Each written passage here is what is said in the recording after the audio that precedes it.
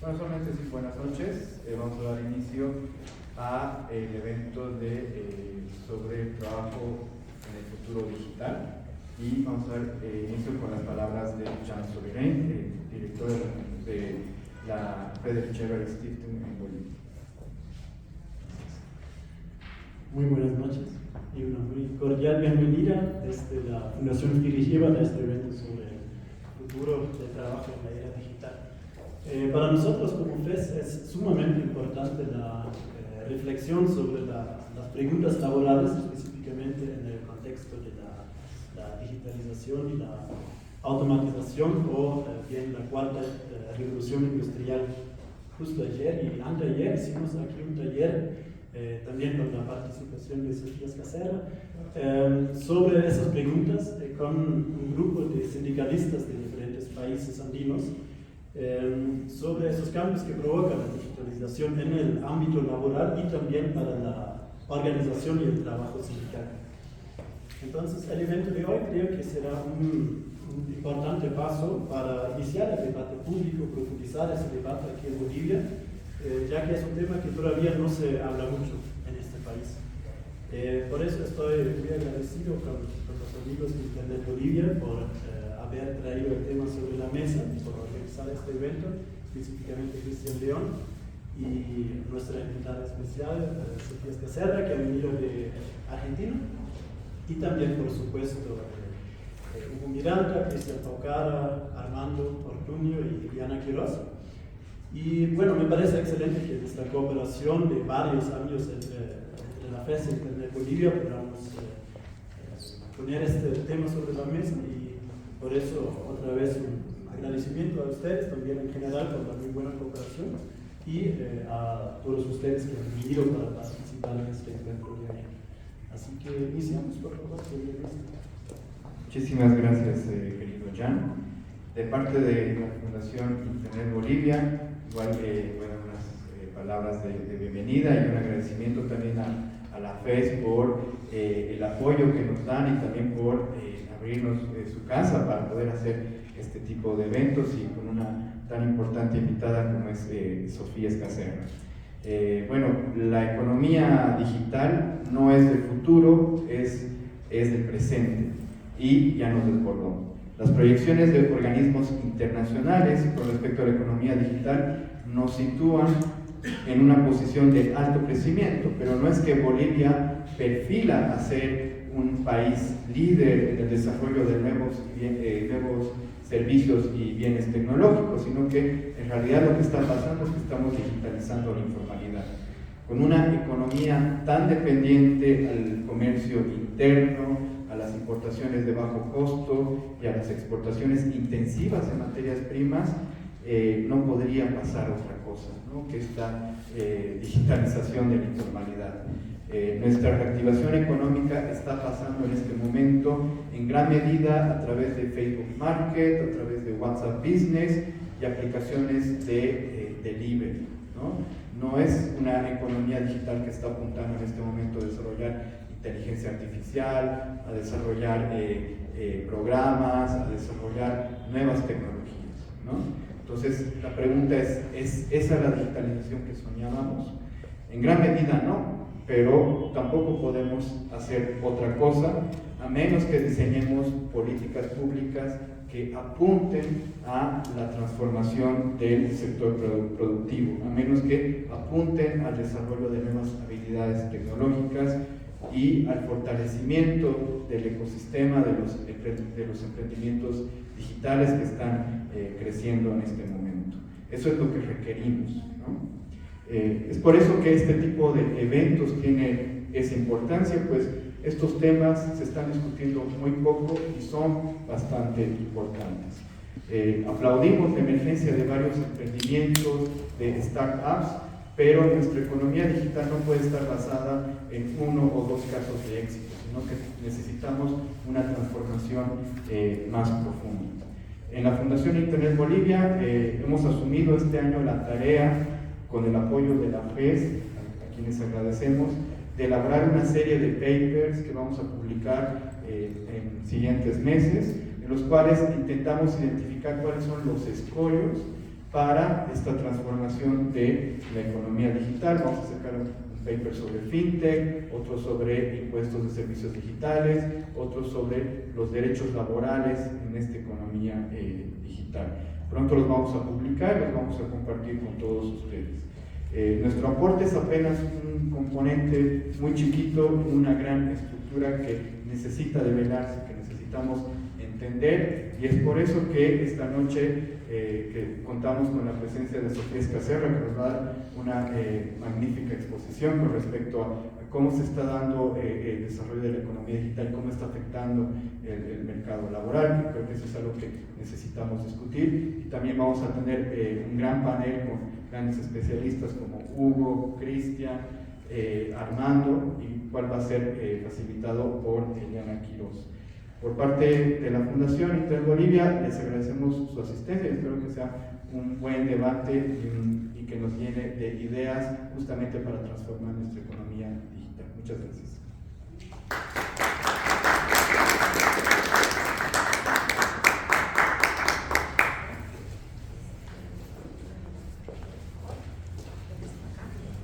Buenas noches.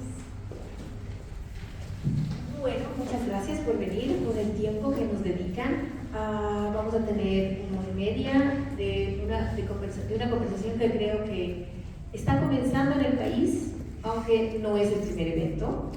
Aquí tenemos en el panel algunas personas, una persona que ya ha publicado, ya ha reflexionado sobre el tema, pero es un tema inicial en Bolivia. Todavía no tenemos gran legislación, hay un decreto sobre trabajo a distancia, teletrabajo, pero realmente creo que nos falta una reflexión sobre los derechos laborales cuando se encuentran con la tecnología. Y para eso tenemos a una gran invitada. Realmente en estos días le he estado dando charlas en varios lugares, la he tratado de corretear y de acompañar y he aprendido un montón. Creo que hay reflexiones muy interesantes, ¿no? Que motivan mucho para pensar y para opinar y luego para pensar un poquito más en qué podemos hacer en políticas públicas. Entonces le vamos a ceder la palabra ahora a Sofía Escacerra. Sofía, bueno, yo quiero contar algo que le contaba también a nivel personal. Cuando la conocí a Sofía, ella estaba haciendo activismo. La conocí en la conferencia ministerial de la OMC en Buenos Aires, y ella había habido un problema con las organizaciones de sociedad civil, porque en la OMC, si bien hay representaciones de gobiernos, también se invita a algunas representaciones de sociedad civil. Y en ese momento habían dejado, primero, algunas representaciones de sociedad civil que habían llegado de otros países, les estaban denegando la visa. O sea, ya una vez en el territorio les estaban denegando la visa. A Sofía misma habían tenido una acción dura contra Sofía, entiendo, y además habían otras personas que estaban en camino hacia la conferencia y también les habían denegado el ingreso. Entonces era una situación complicada para la sociedad civil y Sofía estaba defendiendo los derechos de una manera salvaje. Y yo la vi y dije, wow, es toda una guerrera. Y cuando dijeron, va a venir a Bolivia, dije, qué lindo, qué miedo. Y luego la conocí aquí, del otro lado, el lado académico, el lado reflexivo. Y ahí yo creo que una de las cosas que estoy aprendiendo estos días con ella, es muy personal lo que estoy contando, pero realmente es con mucho cariño, es que para hacer activismo se necesita la reflexión. Porque si no es un activismo que no lleva a nada, ¿no? Tiene que haber una reflexión de para qué y cómo llegamos a donde queremos. Y también, por el otro lado, si la reflexión queda un poco suelta, se queda solo en lo académico, es útil, pero no termina tomando carne en la acción. Entonces, eso es lo que creo que es Sofía. Es una persona académica, reflexiva, y es una activista que perfectamente puede tomar la calle y los foros y el debate en la web para mover cosas. Entonces, con mucho cariño esas palabras, y ahora sí la presento. Sofía ha estudiado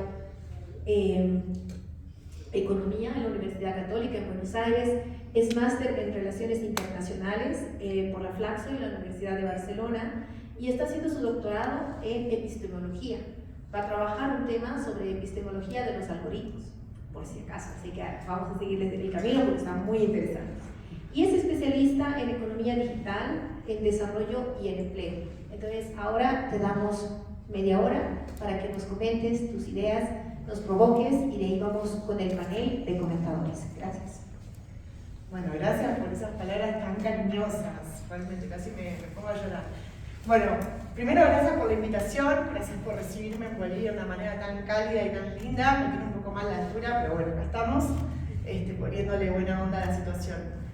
La verdad es que me encanta el país y he aprendido un montón de estar acá con activistas y sindicalistas de Perú, de Colombia, de Ecuador, que hemos compartido los últimos días acá en la Fundación EBERT, y con un montón de organizaciones y sindicatos de Bolivia también. Así que muy contenta de estar acá.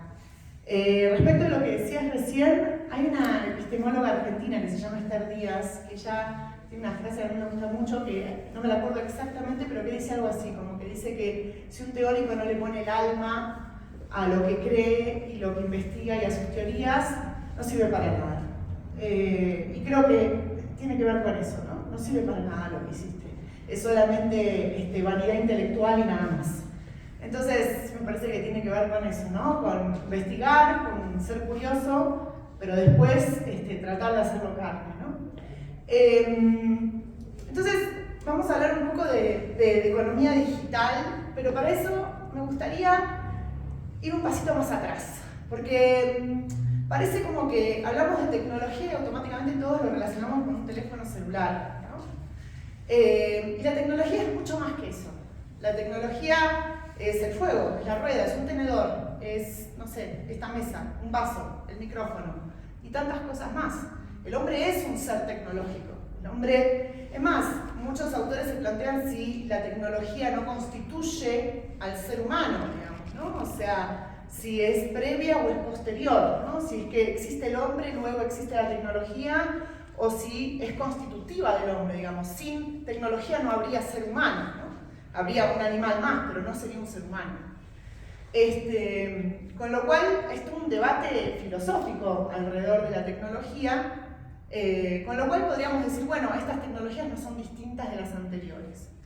Y bueno, y tienen componentes distintos y tienen componentes iguales. Entonces, hay que empezar a separar un poquito la paja del trigo para entender qué significa una tecnología digital vis-a-vis otro tipo de tecnologías. Y para eso me gustaría llevarlos justamente al plano epistemológico, ¿no? Y a entender un poco primero que la tecnología no es dada, o sea, no es que viene cual Deus ex machina, viene la tecnología y la tomamos así tal cual es y no podemos hacer nada al respecto, porque existe un cierto discurso que parece que es inevitable, por ejemplo, que usemos Facebook, o es inevitable que tengamos un celular en la mano, o es inevitable, ¿no? Entonces, la pregunta primero que nos tenemos que hacer es, bueno, ¿qué es lo que es inevitable y qué es lo que no es inevitable? Y para eso a mí hay una historia que me gusta mucho contar, que los que me escucharon hablar varias veces ya deben estar cansados de oírla, porque me parece que es muy didáctica y que muestra esta situación a las claras, que es la historia de la bicicleta. La bicicleta es una tecnología, como cualquier otra. La bicicleta cuando se creó, al principio eran las penny farthing, que son estas bicicletas que tienen una rueda grande adelante y una rueda chiquita atrás, que usamos en los objetos vintage en nuestras casas. Esas bicicletas, obviamente las mujeres no las podían montar por pudor y porque necesitaban mucha fuerza para subirte. A los ancianos les era prohibitiva, porque ¿cómo te ibas a subir ahí? Y era una bicicleta asociada a la masculinidad, al poder, a la fuerza, a la destreza, ¿no?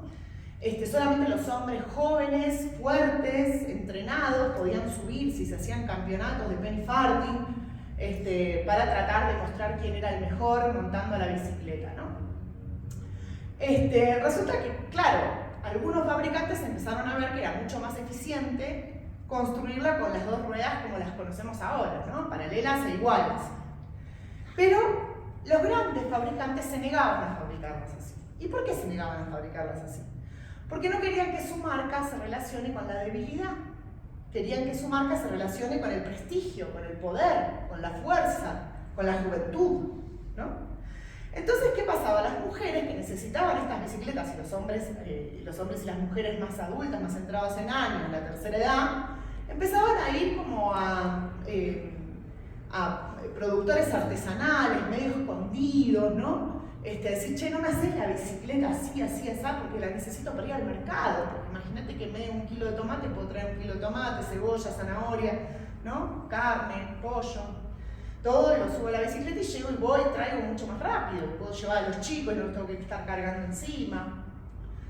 Entonces los fabricantes empezaban a hacer estas bicicletas de forma artesanal, medio escondidas, medio diciendo, bueno, está bien, te la hago, pero no digas que la hice yo, ¿no? Para que mi marca no se relacione con esta cosa de bicicletas de segunda, ¿no? Para ciudadanos de segunda. Esta situación duró durante muchísimos años, hasta que finalmente el mercado le fue ganando por tema de utilidad, y hoy la bicicleta Penny Farthing ya prácticamente no se fabrica, puede llegar a fabricarlo algún loco para hacer malabares en medio de la calle, pero digamos ya no es la bicicleta que se usa, ¿no? Esta historia nos deja una enseñanza muy poderosa, que es que muchas veces la tecnología que consumimos, la tecnología que utilizamos, la tecnología que nos venden, no es la que nos sirve como sociedad. No está diseñada para los objetivos que nos sirven como sociedad.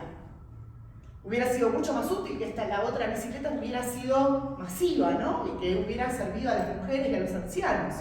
Pero esto no ocurría. Entonces muchas veces lo que consumimos, lo que es mainstream, lo que está de moda, ¿no? Lo que es fashion, bueno, muchas veces no es lo que nos sirve. ¿Y por qué no es lo que nos sirve? Porque está asociado a un objetivo, y ese objetivo no puede ser, por ahí no es el más querible que tenemos como sociedad. Hoy estamos inmersos en tecnologías digitales que están cambiando el mundo del trabajo, entre otras cosas, ¿no? También están cambiando las democracias, están cambiando las formas de consumo, están cambiando las formas de producción y están cambiando el mundo del trabajo. Y eso es lo que nos convoca hoy. Y me parece interesante empezar a pensar cómo están cambiando el mundo del trabajo. Yo escucho mucho, hay que estudiar programación, es el futuro, en el futuro nos vamos a quedar todos sin empleo. Escucho todas estas frases que parecen como que son enunciaciones irrevocables, ¿no? O sea, inevitablemente una máquina nos va a reemplazar, inevitablemente si no estudiamos programación no servimos para nada, ¿no? Empiezan con estas ideas y la verdad es que cuando uno mira la realidad, eso no es lo que está ocurriendo. ¿Qué es lo que está ocurriendo? Lo que está ocurriendo es que las tecnologías digitales permitieron el ingreso de una nueva materia prima en la economía, que son los datos. Todos sabemos que siempre hubo datos, pero en este momento hay una cantidad excesiva de datos de absolutamente todo lo que hacemos en la economía, también trabajar. Y si uno piensa en la industria, uno podría pensar, bueno, ingresa una materia prima, ¿no? A la fábrica. Entonces uno piensa, por ejemplo, bueno, ¿cómo se produce el aceite? Ingresa el grano a la fábrica, el grano es heterogéneo, es distinto, es desigual, se procesa en la fábrica, pasa controles de calidad y demás, y se produce el aceite que es homogéneo y a gran escala para lograr vender, ¿no? Ese es un proceso industrial, digamos. Más o menos podríamos describir así cualquier proceso industrial. Cuando uno piensa en términos de datos, esta materia prima ingresa, se procesa a través, si es de forma automatizada, a través de algoritmos, pero puede no ser de forma automatizada, y se genera un proceso de estandarización. ¿De estandarización de qué? Del comportamiento del trabajador. Se están buscando formas de diseñar diseño de premios y castigos, de incentivos, para que ese trabajador se comporte de la manera más estándar posible. Entonces, por ejemplo, si vemos el paradigma de esto, es el empleo de plataformas, donde ingresa la materia prima, se ingresan los datos, y se le dice al trabajador, bueno, si vos aumentás la tasa de aceptación, vas a poder elegir horario, vas a tener mejor sueldo, vas a poder elegir la zona donde trabajás, ¿no? Sistema de premios y castigos. ¿Para qué? Para que el trabajador siempre ve aceptar, aceptar, aceptar, aceptar, aceptar, aceptar, ¿no? Y no rechace. Esa es la estandarización de comportamiento que se busca. Entonces, si pensamos, podemos decir que cambió el sistema de organización del trabajo. Pasamos de un sistema fordista en la fábrica, donde estaba cada uno al lado del otro, produciendo la línea de montaje, a un sistema de gestión algorítmica, o a un sistema de gestión de vigilancia de los trabajadores, ¿no? a través de poder tener una enorme cantidad de datos, estandarizar el comportamiento y generar premios y castigos. Y un poco eso es lo que está pasando realmente en el mundo del trabajo. Las tecnologías están siendo diseñadas para eso. Dice, bueno, Sofía, pero hay reemplazo de la mano de obra. Sí, hay reemplazo. Pero eso tiene que ver también con esta destrucción creadora schumpeteriana, ¿no? Esta idea de que en la economía obviamente existen trabajos que siempre van quedando obsoletos y trabajos nuevos que se van creando, ¿no? Entonces hay desempleo en algunos sectores, pero hay empleo en otros. Por ejemplo, a mí me dicen, bueno, por ejemplo, el caso del sector logístico, el sector de correos. Es un sector que estaba quedando con el advenimiento del email, estaba desapareciendo el sector de correos, el sector postal. Desaparecía, estaba en estado de extinción. Vino el comercio electrónico y explotó. Y hoy día prácticamente el correo es un sector clave en toda la economía, ¿no? Para la logística y para la entrega de productos. Con lo cual ahí vemos cómo va cambiando de sector en sector. Lo importante acá es que la tecnología aplicada al sector logístico o al sector comercio o al sector que sea, está siendo utilizada para automatizar al ser humano y para precarizar sus condiciones de trabajo. Y ahí es donde está el objetivo. Esta cosa que veíamos de la bicicleta, ¿cuál era la bicicleta? ¿Cuál era el objetivo? Era ser prestigioso, ¿no? Mostrar su nivel de machitud, por así decirlo, ¿no? Era el objetivo de esa bicicleta. Bueno, el objetivo de estos sistemas está en automatizar al ser humano y en eliminar algunos derechos laborales que siempre fue el sueño del capital, ¿no? Del capitalismo, eliminar restricciones y derechos laborales que permitan a los trabajadores sostener su empleo en el tiempo en condiciones dignas. Con lo cual, volviendo un poco a lo que yo decía al principio de la charla, esta idea de que la tecnología viene y no podemos hacer nada, es un poco relativa. Porque, como vimos, la bicicleta pudo ser diseñada para un objetivo o para otro. De la misma manera, cualquier sistema, cualquier tecnología puede ser diseñada para un objetivo o para otro objetivo distinto. La pregunta es, ¿qué objetivo queremos como sociedad en el diseño de las tecnologías que afectan al empleo? Muy probablemente los objetivos que queremos no es precarizar ni automatizar al trabajador para robotizarlo, sino que el objetivo que tendríamos que estar buscando es el del empleo decente e inclusivo para todos. Ese es el objetivo que tendríamos que estar buscando en tecnologías que afectan al empleo. Y obviamente ese no es el objetivo que tienen las empresas multinacionales a la hora de diseñar sus tecnologías, porque el objetivo que tienen las empresas es el afán de lucro. Y está bien, vivimos en un sistema capitalista, no estoy diciendo que eso esté mal. Vivimos en este sistema y este sistema hace que las empresas quieran lucrar. Ahí es donde entra la figura del Estado y la importancia de la regulación. Si nosotros queremos un mundo de trabajo donde el ser humano se automatice cada vez más, donde el miedo no sea perder el empleo, sino en pos de no perder el empleo que el mismo ser humano se esté automatizando, deberíamos empezar a generar regulaciones que traten de conducir políticamente el diseño tecnológico. La tecnología es un campo de disputa política. Es un campo de disputa política. Cuando una empresa diseña una tecnología, está imponiendo ideología y objetivos sobre esa tecnología, con lo cual la tecnología es un campo de disputa política. Entonces, por eso es importante el activismo y es importante el Estado como el único capaz de regular y conducir políticamente esa tecnología hacia los objetivos que nos planteamos como sociedad. ¿Qué objetivos nos planteamos? Bueno, nos tenemos que preguntar en cada país qué objetivos nos queremos plantear, ¿no? En el mercado de trabajo. Muy probablemente no sea el afán de lucro, muy probablemente sea la inclusión, los derechos, el empleo decente para todos y todas, que los trabajos potencien a las personas para que las personas puedan trabajar cada vez en mejores condiciones y no que las automaticen y las vuelvan una máquina que no piensa. Porque esto es otro tema también. El ser humano tiene una capacidad de creación infernal, tiene una capacidad de innovación, de imaginar el futuro, de crear. Un ser humano automatizado es un ser humano que pierde esa capacidad. Es un ser humano que va perdiendo productividad, que va perdiendo capacidad de innovación. ¿Es eso lo que queremos en nuestra economía? Por ahí a una empresa le beneficia, pero no le beneficia a la economía en su conjunto si entre todos los trabajadores perdemos esa capacidad de innovación, ¿no? Entonces los invito a pensar en eso, en que la digitalización no es una cosa que viene y bueno, y hay que aceptarla. Hay que empezar a debatirla, hay que empezar a preguntarnos qué tipo de tecnologías queremos, de qué forma las queremos, cómo las queremos conducir.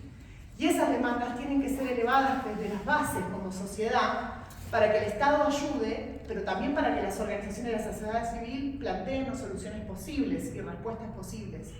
Esto se puede hacer, no es algo que uno dice, bueno, Sofía, estás imaginando. No, porque ya se ha hecho en otros momentos, con derechos laborales, con una nueva agenda, con restricciones, con auditoría algorítmica, diciendo, bueno, a ver, ¿cómo lo diseñaste? ¿De qué forma lo hiciste? ¿Seguiste las normativas del lugar o no las seguiste? ¿Protegiste la privacidad de los trabajadores o no la protegiste? Son preguntas que nos tenemos que empezar a hacer. Y ahí surge la nueva agenda de derechos laborales y con esto voy cerrando. ¿Qué es? La agenda, para mí, tiene que ver con la protección de los datos de los trabajadores, que no se puedan cometer abusos con los datos de los trabajadores, para que esta automatización no sea total y también no se utilice, por ejemplo, tu inclinación política, tu afiliación sindical para percibirte y para diseñar ese sistema de premios y castigos, o por ejemplo tu estado de salud. Hay ocasiones donde los trabajadores son apercibidos por tener una enfermedad, ¿no? O sea, dicen, ojo que te voy a echar porque sé que estuviste yendo mucho al médico y eso puede traer problemas a la empresa. Ha pasado en el mundo ya. Entonces, la protección de los datos de los trabajadores como primera norma. La desconexión digital, entendiendo la recuperación de la soberanía del tiempo libre. Hemos perdido soberanía sobre el tiempo libre, hemos perdido la capacidad de tener tiempo de descanso, porque estamos hiperconectados 24 horas al día. La soberanía del tiempo de trabajo, también como un nuevo derecho laboral, entendiendo que el trabajador, a través de la intermediación tecnológica, tiene una relativa soberanía, un relativo derecho de elegir sus tiempos de trabajo, y esto no es causa de autonomía, no señor, no tiene por qué ser sinónimo de autonomía. Simplemente significa que el trabajador, gracias a la tecnología, puede elegir sus tiempos de trabajo. Y la participación de los trabajadores en el diseño tecnológico. Hay que apuntar a eso, a que cada vez más los trabajadores se sienten a la mesa de negociación para ver cómo está diseñada la tecnología, con qué objetivos, con qué propósitos y en qué cosas se pueden modificar para que sea inclusiva para todos y todas. Muchas gracias.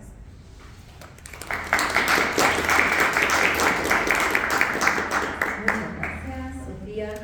Ahora vamos a invitar al panel de comentadores para que nos cuenten algunas perspectivas, planteen algunas preguntas, sugerencias, etc. Y después vamos a ir a ustedes para conversar con algunas preguntas también de parte de la concurrencia. Entonces, primero voy a presentar al panel. Tenemos a mi derecha a Hugo Miranda. Hugo es colega, trabajamos en la Fundación Internet Bolivia ambos. Él es oficial de Economía Digital de la Fundación, es un ingeniero industrial, muy curioso, activista, además él mismo youtuber y blogger, entonces también puede hablar en primera persona cuando hablamos de trabajadores digitales. Y tenemos a Cristian Paula, que él es economista y lo hemos conocido porque ha presentado un libro, Explotación Digital. Es un libro que viene de su estudio de maestría en estudios críticos del CIDES y que nos plantea algunas reflexiones ya para Bolivia. Y también aquí, a mi lado, está Armando Ortuño, que es economista y analista político, y ha escrito algunas cosas y tiene algunas reflexiones sobre desigualdad digital. Muy probablemente si ustedes buscan en Google autores que hablen sobre brecha digital en Bolivia, lo primero que encontrarán es el nombre de Armando. Viene curiosamente también intentando entender algunos de los cambios que se están dando a partir de los temas digitales, la digitalización en el país. Entonces, la primera persona que vamos a escuchar es Hugo Miranda. Hugo, ¿nos puedes comentar qué te ha parecido la presentación de Sofía?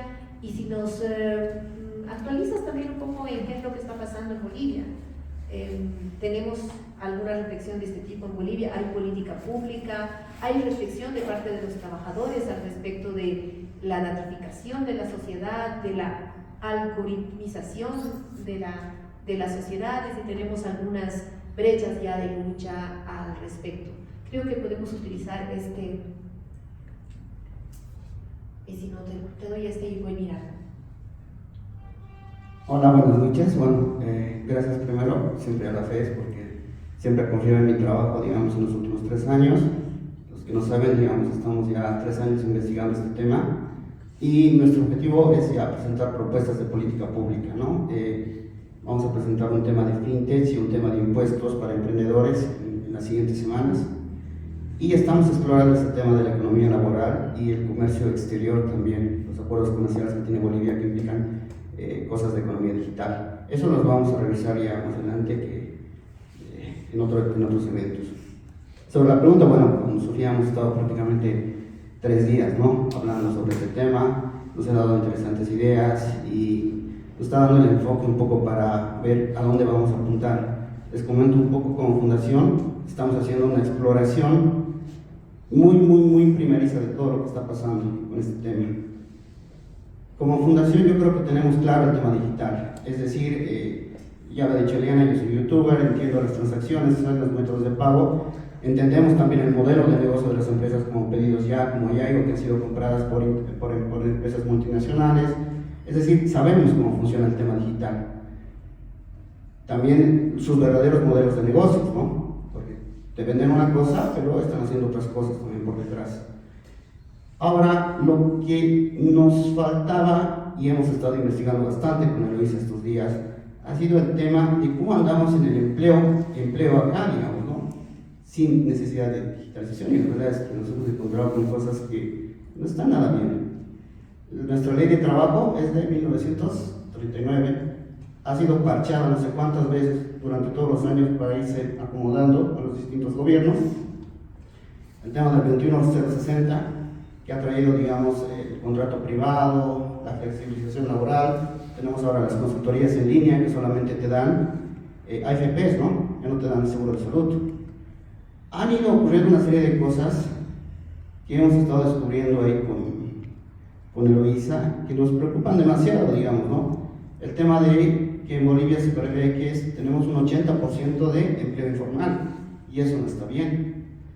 Entonces hay cosas que creo que el movimiento, los trabajadores tendrían que estar reclamando estos derechos laborales, ¿no? Se ha perdido un poco la conciencia de la gente en que tiene que trabajar 8 horas, de que tiene que tener seguro de salud, de que tiene que tener jubilación y todo eso. Se ha perdido la conciencia un poco. Y yo me preguntaba, en el país la mayor cantidad son gremiales, ¿no?, la gente que está trabajando, la gente que más está creciendo. Pero bueno, esta gente no puede exigir esos derechos porque nunca los ha tenido finalmente. Esta gente trabaja 12 horas, 14 horas al día y trabaja como puede, se da la salud o la jubilación como puede, entonces no tienen la necesidad, o sus exigencias, digamos, no van en ese sentido. También hemos visto los planes de empleo del gobierno que básicamente van dirigidos a empleos temporales. Lo del creativo, ¿no?, que ha sido muy festejado por medios de comunicación, pero simplemente te dan 3 meses de trabajo, el gobierno te subsidia una parte del sueldo, una parte de tus seguros, nada más. Luego no sabes si esta gente se ha quedado trabajando por el resto del tiempo, no. Hay malas políticas en torno al empleo en el país. Luego hemos estado investigando también el tema del INE, de la encuesta de hogares, que no nos permiten, digamos, medir bien una radiografía de lo que está pasando con el empleo en el país. Y eso lo vamos a escribir también en el paper. Y bien, entonces son todas esas cosas que están mal, pero que como fundación no las vamos a luchar, no nos corresponde. Ya ustedes, digamos, vean si tienen beneficios o no tienen beneficios. Ya es la gente la que tiene que luchar por los derechos laborales. Tiene que ponerse a pensar cada 1 de mayo, en vez de tomar cerveza, pensar un poquito por qué se festeja el 8 de mayo, ¿no? ¿Cuáles han sido las reivindicaciones que hemos logrado el 1 de mayo con los mártires de Chicago, ¿no? 8 horas de trabajo, demás cosas, pero es la gente la que se tiene que poner a pensar esas cosas. Como fundación no vamos a pelear ese tema. Bien, estamos haciendo esta investigación con Eloisa, que está colaborando, y nos vamos a dedicar a 3 actividades principales. El teletrabajo, porque durante la pandemia este tema del teletrabajo se ha extendido bastante, y Janine Áñez ha sacado la 4218, ¿no?, de decreto de teletrabajo, donde se han definido algunas cosas, pero ha llegado el gobierno de Luis Arce y ha aprobado ese decreto y ha sacado la 4570, donde se define teletrabajo y trabajo a distancia. Por ese tema vamos a definir o vamos a estudiar esa actividad. Vamos a estudiar el tema de la actividad de los deliveries, los Uber, seguir bien todo eso de las plataformas digitales, porque está de moda y porque, bueno, es lo más interesante que está ocurriendo. Vamos a hablar vamos a investigar el tema de los youtubers creadores de contenido de redes sociales. ¿Por qué? Porque el año pasado Impuestos Nacionales sacó una resolución normativa de directorio donde ya reconocidas estas actividades digitales ya se tienen que inscribir en el padrón biométrico de contribuyentes, ¿no? Por esa razón vamos a investigar esas tres actividades. Como les digo, es una investigación muy exploratoria, no sé ni siquiera si digamos un diagnóstico, porque el tema del empleo es bastante grande y solo lo estamos haciendo en la ciudad de La Paz. Algunos hallazgos que hemos encontrado, que los trabajadores en general están contentos con estos. O sea, los deliveries pueden llegar a ganar hasta 8.000 bolivianos al mes, los de primera categoría, pedidos ya. Eso es algo interesante. La gente que hace teletrabajo, no hemos investigado aún el teletrabajo en la administración pública, en la empresa privada, que lo vamos a hacer estas semanas, pero la gente que trabaja para el exterior, firmando un acuerdo de términos y condiciones y un contrato que no va a ser reconocido por el Ministerio de Trabajo, es decir, si se los estafa por el exterior o del exterior de algún país, ellos no pueden ir con ese contrato al Ministerio de Trabajo a exigir sus derechos. Pero esta gente recibe su sueldo a tiempo y en general las empresas del exterior son serias por esta gente. Y entonces están contentos también, eso es lo que hemos podido revisar, ¿no? Otro tema es el perfil de estos trabajadores. Tener conexión a internet en el país, tener conexión ilimitada, ADSL, por fibra, ustedes saben que sigue siendo un lujo, ¿no? Según las estadísticas, menos del 15% de la población boliviana tiene acceso a esto, en sus casas. Entonces, esta gente también tiene habilidades digitales, es decir, manejan un celular, manejan una laptop, saben manejar digitalmente, es decir, y eso, considerando la brecha tecnológica del país, podemos decir que esta gente también tiene ciertos conocimientos. Tienen una cuenta bancaria, porque las transacciones de pedidos ya les exigen o de Uber o lo demás, o sea, saben el manejo de las tarjetas de crédito, débito, y también los delivery, por ejemplo, tienen acceso a créditos para obtener motos, por ejemplo, o para comprar una moto. Y ustedes saben que los que tienen que inscribirse a Uber tienen que también tener un auto de cierto año, digamos, ¿no? Es decir, no es gente en calidad de pobreza extrema, es gente que tiene ciertos conocimientos y todas estas características. Es lo que hemos podido hallar hasta el momento con nuestra investigación. Obviamente lo estamos haciendo en La Paz, en la ciudad más poderosa de Bolivia, bueno, Santa Cruz no, pero ¿me entienden? Bien, ¿a dónde queremos llegar con todo esto? Y aquí es donde lo que nos está explicando Sofía nos ha servido mucho, ¿no? ¿A dónde vamos a apuntar? En primer lugar, tenemos que proteger el empleo formal que tenemos actualmente. Es decir, se está reduciendo bastante. Tenemos un empleo formal que ya debe estar por, no sé, 16-15%. Hay que proteger ese empleo, hay que proteger a este empleado formal, hay que prever que este empleado no vaya a la informalidad y que con estos temas de teletrabajo, trabajo a distancia, estas nuevas cosas que surgen, que los empresarios, el mismo Estado, los lleve al nivel del empleo informal, ¿no? Hay que utilizar tecnología para, como decía Sofía, dar las mejores condiciones de trabajo y que estos empleos se mantengan como formales, con todos sus derechos laborales y todo lo que corresponda. Vamos a apuntar a eso más adelante, digamos, no con el paper que estamos haciendo ahora, sino con las investigaciones que preveo, las vamos a hacer más adelante. También hay que plantear el tema de las políticas públicas de estas nuevas economías, digamos, ¿no? Cómo vamos a enfocar el tema del delivery, la dependencia. Algo que me ha parecido muy interesante, ya lo hemos estado conversando también con gente del exterior, ha sido el tema de la empresa unipersonal, que ha utilizado pedidos ya, y esto nos ha hecho dar cuenta Cristian, que en su libro también lo explica, que pedidos ya les pide a los motoqueros o a los deliveries que sean empresas unipersonales en el país. Es decir, les dice, ustedes se constituyen como empresa unipersonal y entonces las incorporamos como motoqueros, digamos, ¿no? Esto hace entonces que no haya una relación de dependencia, si se dan cuenta, sino que la relación es de empresa a empresa. es Pedidos Ya, una empresa unipersonal, y entonces allá no pueden haber beneficios sociales, ni siquiera puede intervenir el Ministerio de Trabajo, ¿no? Le ha encontrado la vuelta Pedidos Ya para que todo sea formal. O sea, si lo hablamos en términos netamente legales, regulatorios como ahora el país, son formales los deliveries de Pedidos Ya, porque son empresas unipersonales que están reconocidas en el Código de Comercio. Y eso obviamente le sirve al gobierno para decir de activación económica. Obviamente, tienes 200 deliveries y ahí tienes 200 empresas unipersonales que se han constituido durante la pandemia, ¿no? Es inteligente y le sirve al Estado y le sirve a Pedidos Ya. Y bueno, son esas cosas que hay que empezar a regular y ver qué es lo que está pasando. Lo que hemos visto es que estas empresas se dan modos para utilizar la regulación, no solamente en el país, sino en diferentes países, para encontrarle la vuelta a todo esto. Bueno, eso es lo que puedo hablar por el momento. Muchas gracias, Pedro.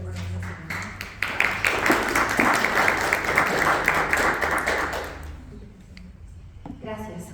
Creo que es un pantallazo un poco de lo que estamos haciendo, algunos hallazgos muy iniciales, y creo que una de las preguntas que abre la intervención tanto de Sofía como el comentario de Hugo, y ahí te dirijo la pregunta, Cristian, es ¿qué es entonces un trabajador digital? ¿Cuáles son las características, ¿no?, que hace que un trabajador sea considerado como un trabajador digital? Entonces estamos viendo que, según lo que comenta Hugo, no es un trabajador precarizado, o sea, no es la precarización de sus condiciones una de las características de este trabajador digital. La dependencia entonces tiene que ver con la flexibilidad de trabajo, que es como nos venden cuando entramos a plataformas, ¿no? En TikTok nos dicen, entren a esta plataforma y van a poder ganar de $1,000 para adelante por semana, ¿no? Y usted elige cuando quiere, usted puede trabajar 4 o 5 horas al día y el momento que usted guste, ¿no? Es así como se está vendiendo. Entonces, ayúdanos un poquito a entender qué es entonces un trabajador digital, para un poco comenzar a entender qué debemos regular, qué debe observar, qué debe buscar el Estado para comenzar a hacer la regulación. Buenas noches a todos y todas. Un gusto estar aquí, gracias por la invitación, y un gusto estar igual al lado de Sofía. He leído justo cuando estaba preparando la tesis, así que es un honor estar al lado tuyo en estos momentos, casualidades de la vida, nos diría, ¿no? Mira, la pregunta, ¿qué es un trabajador?, en realidad ya es de por sí, creo que muy compleja y problemática. ¿Qué es un trabajador hoy en el siglo XXI? ¿No? El ingeniero, el licenciado, el abogado es un trabajador, es un proletario, el oficinista es un trabajador, el servidor público, el funcionario público es un trabajador. Yo creo que desde ahí empieza el problema de conceptualización de lo que es un trabajador, y obviamente esta complejidad se traslada a lo que es un trabajador digital, ¿no? Yo soy bastante crítico con los términos de formalización que mencionaba Hugo. Creo que hay que empezar a deconstruir estos conceptos de qué es formalidad, qué es informalidad, ¿no? Y son conceptos que se han hecho, han encontrado su auge aquí en Bolivia en la época del neoliberalismo, ¿no? Creo que hay que empezar a cuestionar estas cosas. Lo mismo que mencionaba Sofía en un comienzo, ¿no? Hay que empezar a cuestionar la tecnología como tal. La tecnología es un campo de lucha, estoy completamente de acuerdo ahí, pero también los conceptos que estamos utilizando creo que hay que empezar a transformarlos y empezar a reconstruirlos, ¿no? Como muy bien lo decía Hugo, el tema de Pedidos Ya son trabajadores, no son informales, pero eso no te indica que sea un trabajo digno el que estén realizando, ¿no? No tienen derecho laboral. Entonces ahí el término formal e informal no te sirve de mucho en realidad, ¿no? Creo que el trabajador digital, por el momento, una definición bastante instrumental que nos podría servir, es que es aquel trabajador que está brindando su fuerza de trabajo a cambio de una remuneración, pero donde el empleador está obteniendo una ganancia a través de él, ¿no? En términos más clásicos, está obteniendo un valor de aquel trabajador, ¿no? Y esto adopta múltiples facetas y múltiples mediaciones, ¿no?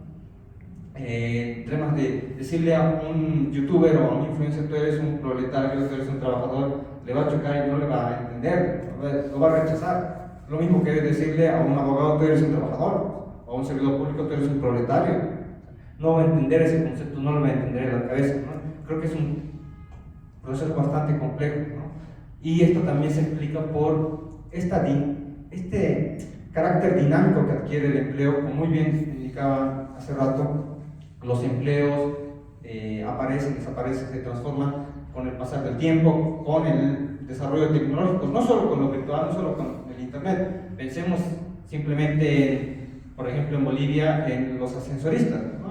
Bueno, en el mundo en realidad los ascensoristas han ido desapareciendo, ya no hay ascensoristas, porque antes era un arte, ¿no? Abrir la puerta, subir pisos, calcular la velocidad, la distancia, era todo un arte. Hoy en día ya son botones, ¿no? Son pocas las instituciones que simplemente por ganar un poco o por justificar planillas mantienen ascensoristas. Estoy pensando en la Universidad Mayor de San Andrés. Los que están ahí han visto que hay todavía un ascensorista ahí, que no es por la utilidad, sino que son temas ya más propios de las planillas laborales que ellos tienen, pero es un oficio que ha desaparecido, no con el internet, sino con el desarrollo tecnológico como tal, ¿no? O estoy pensando en otros casos más bolivianos como el canillita, ¿no? El vendedor de periódicos que prácticamente ha ido desapareciendo y hoy está luchando por transformarse, por encontrar otro nuevo nicho de mercado. Las tirajes de periódicos de hace 10 años no se comparan con los de hoy en día, ¿no? O estoy pensando en los chalequeros, ¿no? Las personas que antes tenían el celular y te daban llamadas, ¿no? Un locutorio móvil, ¿no? Que teníamos aquí en Bolivia, han ido desapareciendo con el transcurrir, y esto es producto otra vez del desarrollo tecnológico. Los empleos van transformándose, las conceptualizaciones del trabajador entonces también van transformándose. Esa otra complejidad que se añade a esta definición de trabajador y de trabajador digital. Pero también hay que entender, cuando uno revisa la literatura, que por lo general los empleos que uno le dicen que van a ir desapareciendo están pensados pero para el centro del sistema capitalista, ¿no? Por lo general uno lee la literatura y dice, los empleos que van a desaparecer son los conductores, son los choferes. ¿Por qué? Porque obviamente están construyendo automóviles autónomos que se conducen solitos, entonces ya no va a haber conductores, ya no va a haber choferes, ya no va a haber sindicatos de transportistas, etc. Claro, uno piensa, tiene razón, pero si uno ve Bolivia, se fija y eso es completamente irreal en estos momentos, por lo menos a corto y mediano plazo, eso no es real. ¿Cuánto dura nuestro parque automotor en Bolivia? Tenemos vehículos de hace 30 años, incluso desde hace 50 años.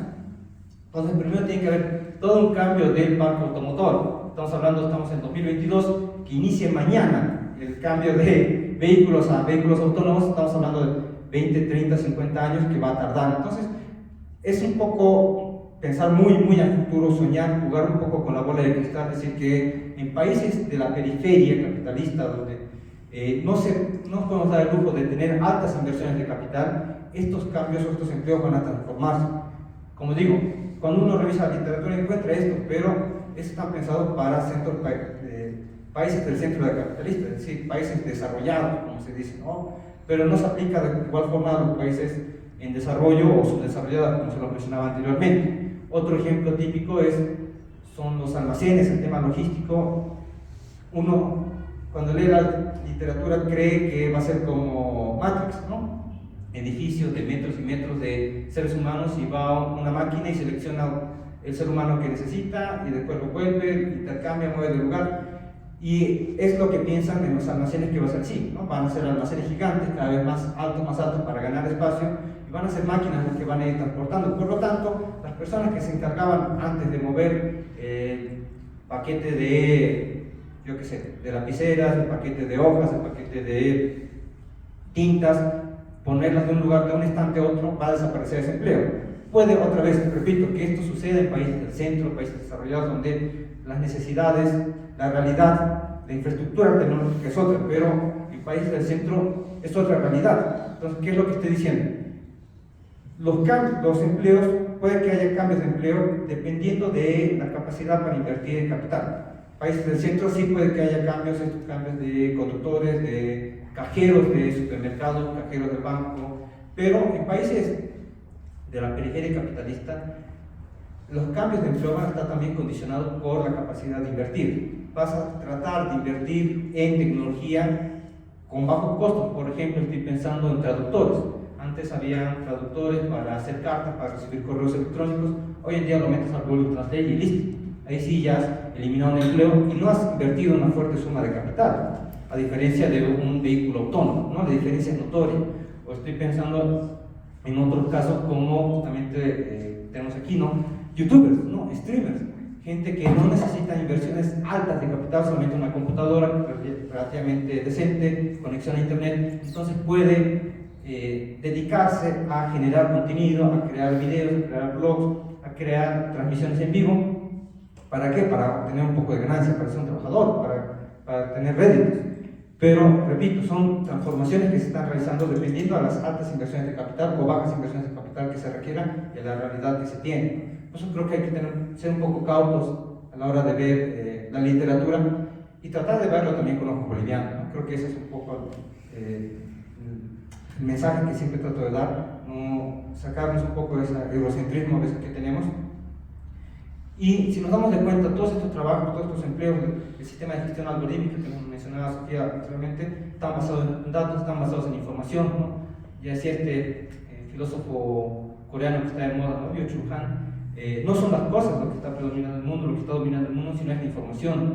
Pero ahí habría que agregar algo que estamos también discutiendo ahorita y que mencionaban hace un momento, y es que no es que la información porque sí se ha acomodado como dueño de la sociedad en este momento, ¿no? Una sociedad de información, sino que es el ánimo de lucro, de buscar ganancias de los capitalistas, de los empresarios, de los dueños de las plataformas, los que generan estas tecnologías que permiten controlar y tener monopolio sobre estos datos, sobre esta información. Y otra vez volvemos al punto de partida. Es la tecnología como un campo de lucha, disputar esta tecnología, disputar el contenido de la misma desde las concepciones. Si uno piensa en el aparato de marcado cuando entramos a las oficinas, es una tecnología que está pensada, está diseñada, está construida, está implementada para controlar a los trabajadores y que no te tomen el pelo y que lleguen tarde, ¿no? O que se vayan antes. Ese es el fin de la tecnología. Puedes utilizar esta tecnología para otros fines más benévolos, para promover otros valores en la sociedad, yo lo dudo, ¿no? Ahora, hay otro tipo de tecnología que se ha construido con diferentes fines, pero solo en la implementación se los ha utilizado para obtener ganancias. Entonces, creo que hay que pensar cada tecnología en diferentes etapas, ¿no? Si esta tecnología hay que pensarla desde el inicio, si esta tecnología está bien en su concepción, pero hay que volver a reconstruirla, a desarrollarla, a programarla, o hay que implementarla de otra forma, hay que adoptar otra estrategia de implementación, ¿no? Y si vemos esto es importante, ¿por qué? Porque nos están sometiendo, nos están controlando a nosotros como usuarios a través del scroll infinito, estamos viciados con TikTok, con Facebook, entonces, y obvio mucho más a los trabajadores, que es lo que estamos discutiendo hoy en día, cómo los trabajadores están siendo sometidos a través de algoritmos, a través de los sistemas de información. ¿Para qué? Para precarizarlo, para que pierdan sus derechos laborales y para que las grandes plataformas obtengan ganancias a través de ello. Entonces, creo que la información es un punto muy importante, la construcción de la tecnología es un punto importante, el tema, ver el código fuente y ver si ese es el desarrollo, hay que hacerlo desde cero, la concepción, con la implementación de las diferentes etapas, creo que es muy importante. Oye, yo me quedo con una pregunta con respecto a los trabajadores, que es ¿cómo hacemos para que se organicen o cómo hacemos nosotros los usuarios para organizarnos, considerando que la estructura del sindicato que conocíamos en los 70, en los 50 ya ha cambiado, ya se ha extinguido? Hoy la COPNET, la COP de hace años, y no tiene por qué serlo, son realidades diferentes, ¿no? El tema de ya entrando al campo político, el tema de las lógicas de las multitudes en reemplazo al partido, o el tema de las demandas insatisfechas, satisfechas, de un tipo populistas, que es basarse solamente en demandas y no en una organización. Creo que me genera mi duda de si es que trabajadores de plataformas pueden consolidarse en este mundo donde el sindicato ya ha cambiado, ¿no? Las formas de organización han cambiado, las demandas han cambiado, las formas de lucha también han cambiado. Yo tengo fe, tengo esperanza de que sí, pero creo que me genera cierta siempre duda cómo se puede organizar la parte de los trabajadores de plataformas digitales, los trabajadores digitales, y cómo también organizamos nosotros cuando ya nos queremos deshacer de estas lógicas del sindicato, del partido, de la organización, y nos sumamos a lo espontáneo, a las redes sociales, a convocatorias que salen por ahí. Entonces, creo que es importante analizar, para ir cerrando, cómo ha impactado la tecnología en el mundo laboral. Es importante discutir cómo se desarrolla la tecnología, pero creo que también es importante discutir qué hacer frente a este desarrollo tecnológico y, más importante aún, cómo hacerlo, bajo qué forma, qué lógicas organizativas o de construcción de lucha generamos para hacer frente a esto, ¿no? Bueno, con eso yo terminaría y muchas gracias.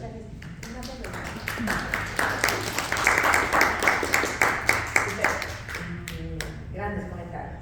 Después del comentario comentario de Armando, vamos a pasar nuevamente a Sofía para que nos haga unos comentarios de los comentarios y luego ustedes.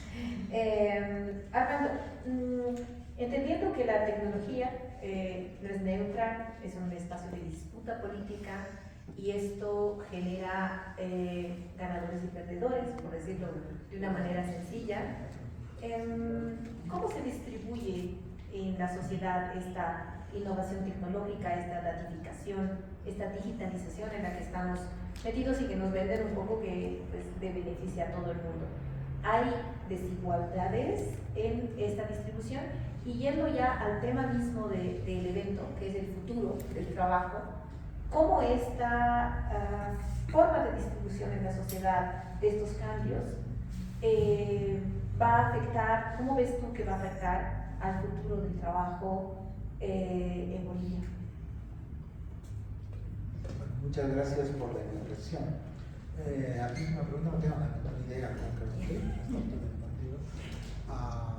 A ver, y partiendo de eso, quisiera entrar un poco sobre la discusión que se ha ido planteando.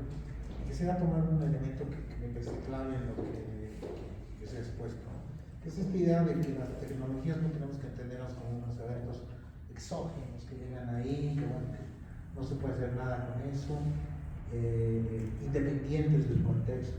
Creo que ese es un punto que justamente yo creo que es algo que ha pasado con todas las tecnologías en la historia. Cierto, se plantea un paquete tecnológico, técnico, pero su desarrollo depende mucho de su inserción en ciertos contextos sociales, culturales y históricos, ¿no? Es decir, el vapor podría haber tenido otro desarrollo sin la lógica del capitalismo de finales del siglo XIX, etcétera, la propia imprenta. Bueno, pero si partimos de eso, creo que hay un punto que sí me parece clave, es que yo creo que para reflexionar sobre la tecnología, sus impactos sobre procesos sociales, creo que es crucial también un poquito ver desde dónde, a ver, en qué escenario está entrando esa tecnología. Es decir, porque al final la tecnología, o las tecnologías digitales son elementos nuevos, no sé si tan nuevos, pero relativamente nuevos, pero están entrando en contextos sociales con formaciones de larga edad. Y justo cuando les escuchaba hablar algunos de los comentaristas, yo decía, bueno, varias de las preguntas que han planteado no son preguntas de la digitalización, son preguntas que por día estamos discutiendo el tema social desde hace 20 o 30 años. Y por ejemplo, creo que lo mencionó Chris al inicio en su introducción. No, es decir, a ver, ¿cómo la digitalización entra en una sociedad donde el 85% del empleo es informal? En los sectores de servicios, el 90%. Es decir, en ese sentido, lo que llamamos formalidad en Bolivia en realidad no es una normalidad. Ahí estamos, eso es una. Es decir, y eso era una gran discusión con otros economistas en otros temas. Claro, siempre la idea de informalidad siempre está construida a partir de la idea de anormalidad, ¿no es cierto? Porque lo formal es lo normal. Bueno, pero ¿qué haces en una sociedad que estructuralmente, digo estructuralmente, porque estamos hablando de esto hace 20, 25 años, hace 25 años el dato era que era el 80% y es el 85%. Es decir, toda una generación de trabajadores bolivianos vivimos en la informalidad, en algunos aspectos de mis actividades. ¿No es cierto? Entonces, la sociedad, el funcionamiento de la economía, del empleo, el dato central en Bolivia es justamente la informalidad. ¿No es cierto? Entonces, en ese sentido, la formalidad es la normalidad en este país, ¿no? Entonces, yo creo que ahí vienen preguntas muy interesantes. ¿Cómo en una sociedad donde lo esencial del empleo funciona dentro de reglas informales o mutantes, medio formales y informales, porque hay mutaciones, ¿no? Todos sabemos jugar con la formalidad en una mano y con la informalidad en la otra, ¿no es cierto? Todos pagamos más o menos merecidos que están los impuestos internos por ahí. Todos, no. Algunos pagan algunos impuestos, otros no se pagan, pues dependiendo de en qué escenario te colocas. Lo que quiero decir es que, de alguna manera, los mercados el mercado de empleo, las las actividades económicas se han ido conformando con ese gran dato que es el elefante dentro del salón, que es, somos una economía informal, somos una economía que funciona por fuera, en cierto sentido, de las normativas. Y eso hace que muchas discusiones sean como bastante artificiales, ¿no? La discusión sobre la normativa laboral. Ciertamente, como decía Hugo, tenemos una normativa laboral hecha con los principios de mediados del siglo pasado. Se liberalizó en los años 80, pero se volvió a endurecer en los últimos 14 años. Hoy en día Bolivia debe tener unas legislaciones laborales más rígidas de América Latina. Tanto que dificulta incluso el hecho de y desincentiva el empleo informal, el empleo formal, ¿no? Más allá de la posición que uno puede tener sobre el hecho que la legislación tiene que proteger los derechos de los trabajadores, que me coloco en ese lado, pero en muchos aspectos la legislación boliviana dificulta enormemente contratar a alguien, tener elementos de un mínimo de flexibilidad, por ejemplo, para encarar, por ejemplo, emprendimientos en el tema digital, etc. Entonces, son discusiones no propias del mundo digital, pero creo que muy interesantes si las empezamos ya a enfocar con este nuevo momento que está viviendo.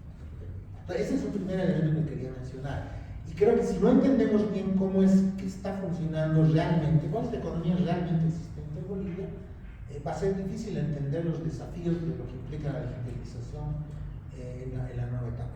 Porque viene el segundo tema, que es la desigualdad, que es lo que me preguntaba a Eliana, que es que si hay un rasgo, además de la informalidad, que caracteriza en este momento, ya específicamente el tema digital, es la enorme heterogeneidad y la enorme segmentación de las maneras como los bolivianos y bolivianas utilizan la tecnología, tienen capacidades para poder aprovecharla, ¿no es cierto? Y eso creo que es otro dato que a veces desde fuera no se entiende. Bolivia es un país que ha entrado tarde, en cierto sentido, a este proceso por razones sociales. Hasta hace 3 años, aproximadamente el 40% de la población básicamente no tenía acceso a Internet. Y el otro 60% tenía un acceso que uno podía calificar de precario, ¿no? Y cuando uno hacía segmentaciones más finas para ver el nivel de uso, en realidad uno encontraba que aproximadamente el 15% de la población era la que tenía un uso que uno podía considerar relativamente aceptable, digamos, de Internet, ¿no? Entre la persona que hay mucha gente, por ejemplo, que hasta ahora no sabe que está en Internet, que lo que utiliza es WhatsApp, porque el WhatsApp viene en el prepago automáticamente, ¿no es cierto? Entonces, gran parte de la gente por el acceso. Entonces, esas segmentaciones determinan diferentes maneras de usar, de experimentar la tecnología y por lo tanto también de acceder y además de usarla en el mundo del trabajo, ¿no es cierto? Entonces, yo creo que hay, por ejemplo, hay un gran campo de investigación para saber cómo realmente la tecnología, por ejemplo, está siendo apropiada, pero en los sectores masivos, en donde está la mayor parte de la tecnología.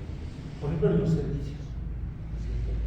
Porque siempre nos concentramos, he escuchado ahorita, en los sectores de punta, que en el fondo es de un pequeño grupo de la población, ¿no es cierto? La gente que teletrabaja en Bolivia, ¿cuántos somos los que teletrabajamos?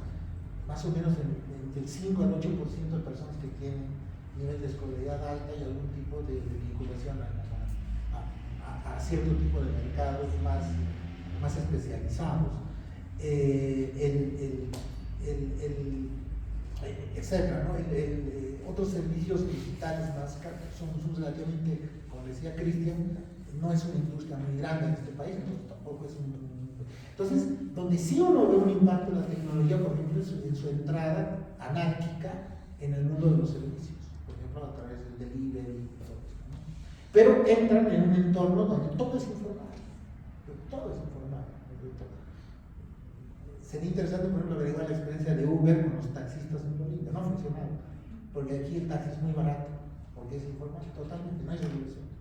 Entonces, la fuerza de Uber en otros mercados fue que rompía la regulación. En Bolivia, ¿qué regulación puede romper? Si todo el mundo pone un carro y empieza a levantar gente, ¿no? Entonces, Pero sí al mismo tiempo lo veo, por ejemplo, que algunos taxistas empiezan a utilizar algunas plataformas para conseguir nuevos clientes. Es decir, lo que digo es que creo que el desafío de discutir estos temas tiene que ver con un desafío de ser capaces de leer cómo están realmente estructurados los mercados de empleo, cómo está funcionando la economía realmente existente en el país, sobre todo en los sectores más masivos, donde está la mayor parte del empleo, ¿no es cierto? Y luego dentro de ese contexto que ya es fantástico y relativamente desconocido, debo decir, incluso para los que han trabajado, luego preguntarnos cómo están entrando ahí las tecnologías digitales y cómo están cambiando, modificando, acrecentando desigualdades, exacerbando problemas o tal vez en algún caso tal vez resolviendo algunas cosas, ¿no es cierto? Creo que sobre eso sabemos muy poco, realmente muy poco, pero sí creo que hay que tratar de tener esa lectura más fina de ese punto, de ese escenario inicial en el que estamos, marcado por desigualdades muy marcadas, sectores muy diferenciados, ¿no es cierto? Es una economía con segmentos terriblemente diferentes, ¿no es cierto? El segmento moderno es terriblemente diferente de otros segmentos, las industrias extractivas es otra historia, pero con pocos trabajadores, los sectores industriales son muy pequeños, los sectores de servicios también son enormemente segmentados, pero en fin, lo que digo es que en ese mundo complejo, anárquico, de por sí anárquico, la gran pregunta es, bueno, primero, ¿cómo entra el fenómeno de la digitalización? ¿Cómo lo está transformando para bien y para mal? Y luego creo que a partir de eso sí me animaría a pensar que sí, recién viene una reflexión sobre la regulación, pero una regulación que desde mi punto de vista tiene que ser bastante realista frente a eso que tenemos, ¿no? Porque el gran problema que hemos tenido con regulación y política pública en muchos temas, no solo en este, es que en este país estamos acostumbrados a construir regulaciones para mundos idealizados y para mundos que al final no son los que funcionan realmente en el país. Y lo que pasa es que tenemos un montón de legislación que al final es para un país que no existe. Entonces la pregunta es, ojalá en el futuro podamos empezar a hacer regulaciones y políticas públicas para el país realmente existente. Y ahí sí quizás podemos encontrar algunos puntos interesantes. Pero insisto, el gran reto es cómo se está cambiando. Yo sospecho que hay muchos cambios, ¿no es cierto? Pero me declaro en la ignorancia total sobre la dimensión de esos cambios, su impacto y sus dinámicas. Yo creo que hay una enorme agenda de investigación.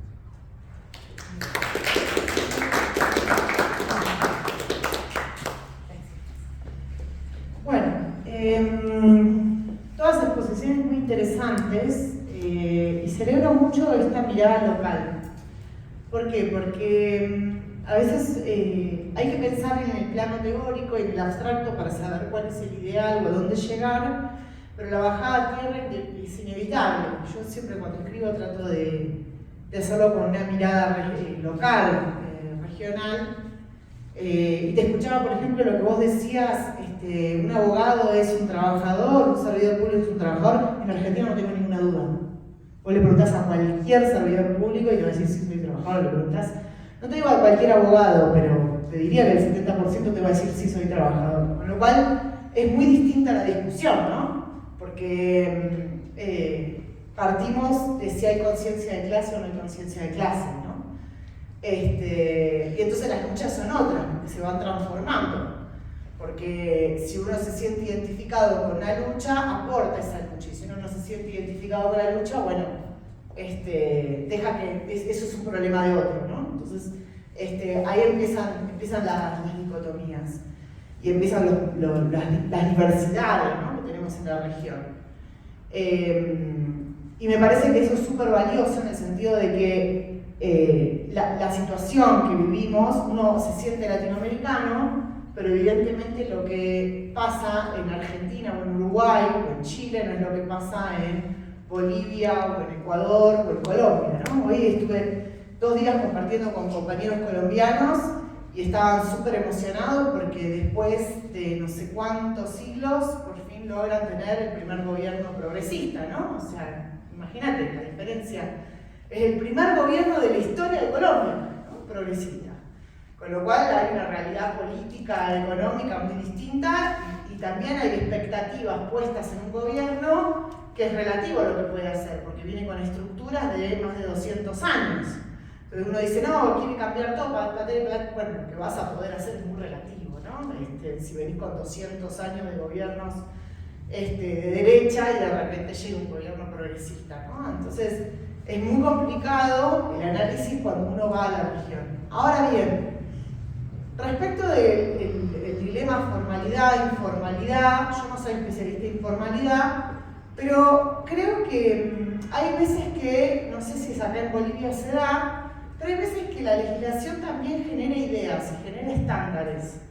Entonces, a veces, por ejemplo en Argentina, a veces pasa que la ley cubre a una proporción muy pequeña de los trabajadores, pero empieza a generar la noción de que eso es lo que está bien, ¿no? Y entonces, por ejemplo, si vos sos trabajador informal no te corresponde aguinaldo, porque no hay nadie que te obligue a pagar un aguinaldo si sos trabajador informal. Sin embargo, la mayoría de los trabajadores informales lo cobran. ¿Por qué? Obviamente no cobran exacto el monto que deberían, cobran un poco menos, lo cobran con unos días de atraso, ¿no?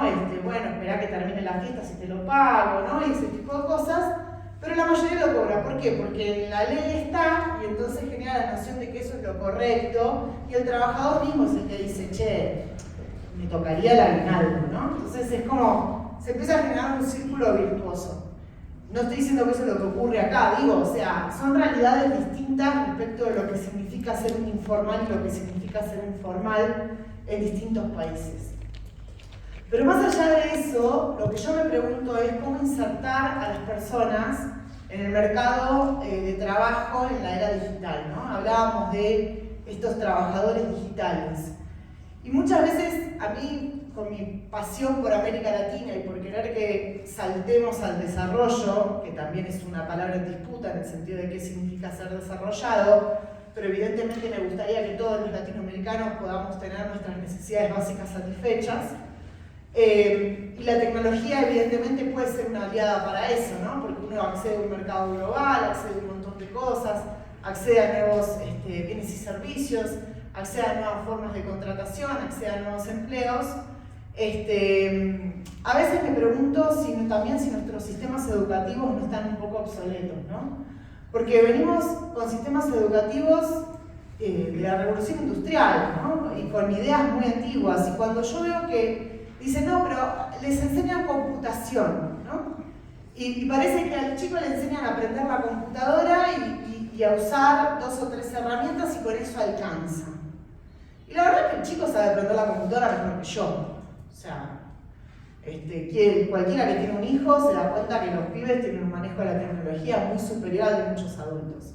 Con lo cual, el alfabetismo digital no pasa por aprender a usar una computadora. Pasa por otros temas. Y esos otros temas no los trata ningún programa de capacitación ni ningún programa educativo. Ninguno, ningún país de la región.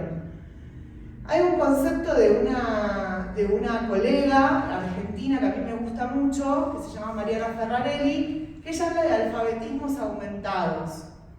Esta idea de empezar a cuestionar la tecnología desde edad temprana. Si en algún momento aprender a leer y a escribir fue emancipatorio, porque uno se alfabetizaba, bueno, aprender a utilizar las tecnologías digitales, que es nuestro canal de comunicación, y a cuestionarlas, es una forma emancipatoria. La realidad es que hoy día a través de las tecnologías nos informamos, nos comunicamos, compramos, hacemos un montón de cosas y nadie cuestiona la información que nos viene dada, nadie cuestiona cómo se organizó esa información. Más allá de eso también hay que empezar a migrar las habilidades a entornos virtuales. No es lo mismo dar una clase presencial que dar una clase virtual. Si yo tuviera que dar esta misma charla a través de Zoom, sería completamente distinta la charla, ¿no? Porque requiere habilidades distintas. Yo siempre digo, un vendedor puede ser excelente vendiendo de forma presencial. Vos entras al comercio y te vende la pila entera de aguayos, pero por ahí vas y tiene que escribir un presupuesto y escribir un mail y es un desastre. Y no es porque no sepa mandar un mail, es porque requiere una habilidad distinta de vendedor, digamos, ¿no? O sea, cuando uno empieza a pensar lo que implica insertarse en el mundo digital, no implica implica solamente aprender a apretar el botón de la computadora y prenderla, implica un montón de cosas, implica cuestionar, implica programar, implica apropiarse, implica saber buscar la herramienta correcta. Muchas veces utilizamos herramientas que no son las herramientas correctas para lo que estamos tratando de hacer. Implica aprender a resolver problemas, hacer trámites, buscar soluciones, buscar información. En una era educativa donde nuestras tesis y nuestros programas educativos los hacemos y buscamos, ya nadie va a la biblioteca, ¿no? Bueno, aprender a buscar información en internet, son un montón de habilidades que veo que están faltando en nuestros programas educativos para este trabajador digital, ¿no? Que mencionaba Eli. Noto que hay un poco, más allá del debate formalidad e informalidad, porque, lo repito, no soy especialista en formalidad, si miramos el mercado de trabajo, veo que seguimos generando trabajadores con una idea que no es la idea que corre hoy día en el mundo y que por culpa de perder esa capacidad de generar nuevos trabajadores y nuevos ciudadanos también en esta era digital, se está poniendo en juego nuestras democracias, se está poniendo en juego nuestras formas de producción, se está poniendo en juego nuestra inserción en las cadenas globales de valor, se está poniendo en juego nuestra integración productiva como América Latina y tantas cosas más. Y solamente porque los trabajadores no saben adquirir estas... Suena un poco fuerte, pero podría decir que somos analfabetos digitales en definitiva, ¿no? O sea, somos personas que no sabemos cómo cuestionar la tecnología, que no sabemos cómo buscar información, que buscamos algo en Google y los primeros 5 resultados parecen que son los correctos. Entonces, esto empieza a generar también sociedades que me parece que empiezan a tener barreras estructurales más allá de la informalidad en términos de integración, en términos de inserción en cadenas globales de valor, en términos de educación, en términos de ciudadanía, en términos de democracia, ¿no? De entender lo que es una fake news, cómo se genera, cómo llega a mi celular, etcétera, etcétera, etcétera. Ni hablar de las estafas virtuales en el sector financiero y la pérdida de dinero a través de sistemas Ponzi, ¿no? Y creer que las criptomonedas son el futuro y que ahí uno va a encontrar, ¿no? Porque es el discurso que nos venden y nadie sabe cuestionarlo. Y me parece que un poco empezar a cuestionar esto tiene que formar parte de una educación integral como sociedad, no solamente desde la temprana escuela, sino a la sociedad toda, ¿no? Me parece que es un primer paso y en eso las organizaciones de la sociedad civil tienen mucho para hacer. Podría ser una política pública, ojalá, sería excelente, pero también las organizaciones de la sociedad civil tienen que tomar el guante y empezar a hacerlo, porque si no lo hace el Estado, alguien lo tiene que hacer. Y me parece fundamental empezar a generar este sentido crítico para poder crecer como sociedades y ser sociedades que cada vez están más insertas en un mundo digital, pero de forma saludable, ¿no? De forma tomando lo que nos viene dado como si fuera que, bueno, ya está, no, es exógeno, no lo puedo cambiar, ¿no? Sino apropiarse de esa tecnología y decir, bueno, vamos a poder cambiar la realidad de un país y saltar al desarrollo con esta herramienta que tenemos en la mano, o rediseñar esa herramienta en pos de la realidad del país local, ¿no? Porque sabemos que cada país tiene una realidad distinta y por ende necesita un diseño distinto de herramienta. Eso es lo que me surgió cuando escuchaba todo.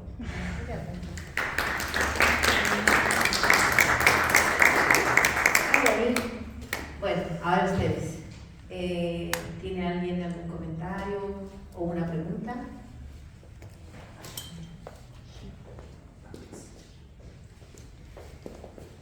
Muy buenas noches. Bueno, mi nombre es Mariela Valdivieso, soy diputada nacional y bueno, yo vine más que todo a escuchar para poder enriquecer lo que es la gestión parlamentaria.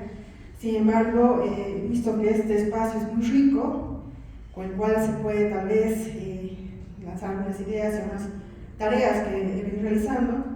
Yo la verdad estoy un poco sorprendida porque a pesar de que estamos hablando del trabajo, de la falta de trabajo, de que los profesionales no están ejerciendo su profesión, se están dedicando a otras cosas porque lastimosamente no existe trabajo, muchas oportunidades de trabajo en Tarija, en Bolivia, en Tarija, en todo el mundo, ¿no?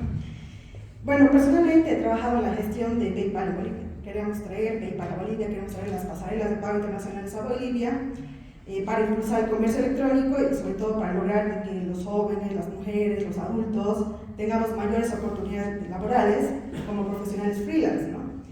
entre otros espacios, porque el nicho emprendedor es gigante que se podría beneficiar en Bolivia, y tú, Sofía, sabes, en Argentina no sé desde cuándo tienen PayPal. Nosotros puedes creer que estamos en este año y no tenemos ninguna pasarela de pagos en Bolivia, realmente estamos atrasados. Me sorprende de que, a pesar de que mi persona con arduo trabajo de 2 años ha logrado de que el Ministerio de Economía, junto a la ASFI, junto al Banco Central de Bolivia, creen una nueva normativa, la cual habilita que el día de hoy podamos contar con pasarelas de pago internacionales. Sin embargo, nos hemos quedado ahí. Yo no entiendo por qué nadie está hablando de esto, por qué el sector empresarial no está viendo esta oportunidad, porque obviamente PayPal no va a venir directamente a establecerse, puede hacerlo con una empresa intermediaria, ¿no? Entonces, creo que falta, aquí yo noto una dificultad que creo que es la vinculación entre quienes gobiernan y los ciudadanos y la sociedad civil. Creo que no estamos escuchando, no estamos trabajando conjuntamente, no estamos trabajando de la mano. Entonces, yo veo oportuno estos espacios, por eso felicito a la FES, a Internet Bolivia.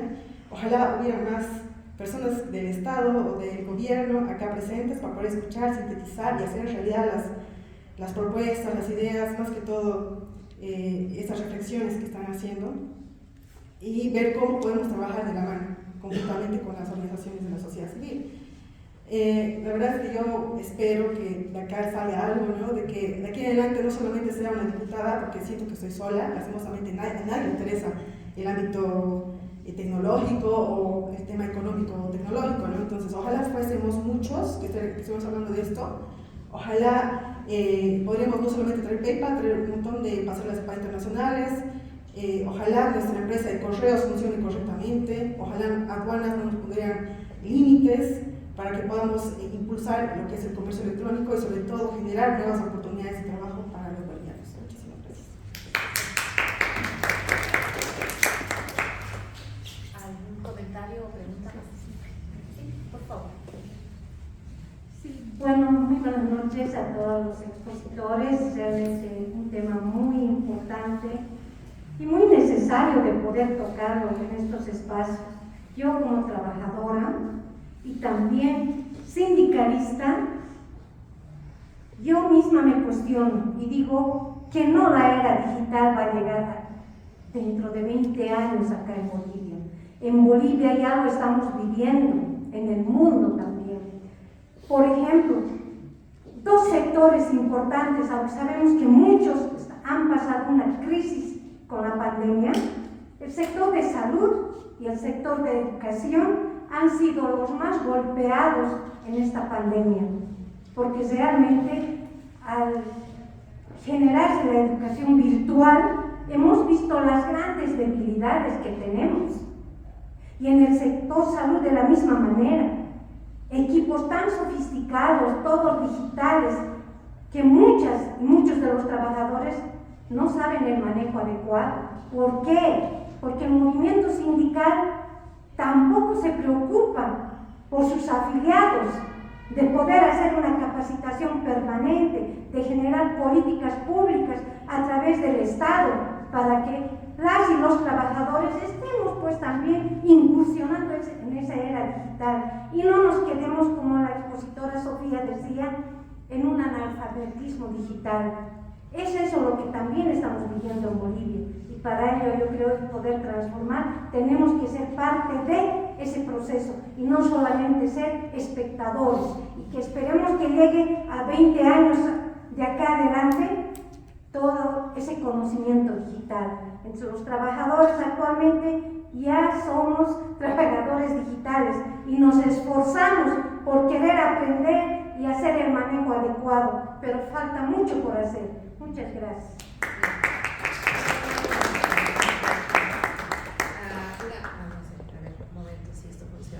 Hola, sí. Si es que hay algún comentario más, así tomamos 3 preguntas. Yo tengo una pregunta. Ahí tenemos una y una más. Bueno, yo soy Nelly Salgueiro, de la Red de Mujeres Trabajadoras y Sindicalistas, y tengo preocupaciones, ¿no? Porque yo creo que esta tecnología que nos ha llegado de los países más desarrollados nos pone, o sea, nos está conduciendo, ¿no? Conduciendo por donde ellos quieren. molesta que cuando abres una aplicación te dicen acepta o no, le pones no y no te deja seguir, ¿no? Y yo creo que deberíamos reclamar, porque si nos están consultando deberíamos tener la opción de decir no y que continúe la aplicación, o sea, términos que nos obligan, aunque son preguntas, ¿eh? Entonces yo pienso que hay mucho que trabajar a nivel de sociedad, de legisladores. Hay que hacer políticas públicas que no nos sometan directamente a todo lo que viene de afuera. Evidentemente estoy de acuerdo que en Bolivia hay una realidad diferente y que también estas tecnologías deberíamos poder utilizarlo aplicando a la realidad, a lo que vivimos. Estamos sumamente, hay muchas brechas, hay muchas cosas que sancionan, por ejemplo, sancionan en esto de la formalidad y la informalidad, sancionan a gente que, ¿cómo les digo? A ver, yo soy informal, no tengo vacaciones, no tengo jubilación, no tengo nada. Entonces, y trabajo independientemente. Pero ¿qué sucede? Nosotros contratamos una persona que limpia, que cuida el espacio donde trabajamos y nos demandan para que nosotros paguemos todos los derechos laborales de esa persona. Entonces, ¿cómo aplicar cuando yo no tengo ningún beneficio? ¿Cómo aplica que nosotros sí tengamos que pagar esa imposición del Ministerio de Trabajo? Son derechos laborales, evidentemente, pero debería haber no meternos a todos en la misma bolsa, sino tal vez ver algunas formas, porque si nosotros no recibimos ningún beneficio y estamos obligados a pagar de otra persona, realmente a mí me parece muy injusto, Ella hablaba, ¿no?, de decir, a mí me parece que me corresponde un aguinaldo, pero yo al ser independiente, ¿a quién le reclamo ese aguinaldo? ¿Al Estado, al municipio con el que estoy más directamente relacionado? Pero no, entonces la normativa a ratos no permite que se creen fuentes laborales, realmente no permite, por lo menos lo que se llama formal, ¿no? Porque si nosotros trabajamos independientemente, luego tenemos que ser castigados de la otra forma formal. Entonces yo creo que hay mucho para trabajar, y eso de la tecnología es muy importante analizarla desde esas diferencias, desde estas formas de someternos, porque el consumismo también es una forma de someternos y nos someten desde ahí, ¿no? Desde que tú ves todas las aplicaciones y potencias esas grandes transnacionales que creen, porque cada centavo que gastas está llegando de alguna manera a ellos. Entonces y la brecha se sigue extendiendo. Muy pocos los que tienen más y muchos los que tenemos menos. Entonces yo pienso que hay que trabajar sobre eso. Ahí teníamos un comentario. Estamos aplaudiendo a todos. Por favor, acá. Buenas noches, mi nombre es Carmiña Matienzo, yo soy reclutadora de una empresa de desarrollo de software. Me parece muy interesante este espacio y los comentarios muy valiosos, todos los aportes. Bueno, yo considero que el COVID ha establecido un antes y un después en el trabajo. Además de eso, nos ha expuesto a todos mucho más al tema de la tecnología, ¿no? Podemos ver fenómenos de todo tipo, ¿no? A mí me llama mucho la atención desde el punto de vista de reclutadora, cómo perfiles no muy entrenados en TikTok pueden tener mejores ingresos que personas que han tenido mucha formación, ¿no? Entonces, y ver el trasfondo, informarnos de cómo se generan esos ingresos, ¿no?, con nuestra información. Creo que en Bolivia y en muchos países de Latinoamérica hace mucha falta trabajar sobre la seguridad de nuestra información. Nosotros regalamos nuestra información al acceder a cierto tipo de aplicaciones y bueno, de alguna manera esa lógica hace que gente que no tiene mucha formación genere ingresos interesantes, ¿no? Por otra parte, el personal que yo recluto, como mencionaban, tiene ciertos skills, ¿no? Entonces, el idioma, el saber manejar la tecnología, ¿no? Y la formación en los niños, y no solo en los niños, en las universidades también, ¿no? Para mí ha sido todo un proceso reclutar a personal de manera presencial y muy diferente trabajar de manera virtual. Contar con políticas que desde la formación inicial permita a las diferentes personas contar con esas habilidades que mencionaba va a hacer la diferencia y va a aperturar mucho más esos mercados, ¿no? Definitivamente esas personas que cuenten con esas habilidades van a tener más posibilidades, más ofertas de trabajo a nivel global. Y el futuro del trabajo definitivamente está asociado a esas habilidades, a la tecnología, y pues creo que en Bolivia el COVID ha hecho que avancemos un poquito más, ¿no? Entonces yo veo a la gente más interesada en relacionarse y la gente que estaba poco aperturada en implementar algún mínimo esfuerzo, ¿no? en tener tecnología, ahora ya tiene esa apertura, ¿no? Entonces creo que ese es un paso, nos falta mucho definitivamente, pero creo que como Latinoamérica la política de gobierno tiene que sumar, ¿no? Primero a la seguridad de la información y segundo en trabajar mucho en la educación para que todos podamos tener esas oportunidades de trabajo que el futuro va a dar y estar acorde a sus necesidades. Gracias. Muchas gracias. Ahora tenemos 4 comentarios. Vamos a hacer lo siguiente ahora. Vamos a ir por los comentadores primero y terminamos con Sofía. Entonces va a ser Armando, Cristian y luego Hugo y después cierra Sofía, si les parece. ¿Está bien? Vamos, 2 minutitos porque si no ya luego entiendo que comida, entiendo que ya estamos a punto de desertar por el hambrecita. Entonces 2 minutitos cada persona y Sofía 3.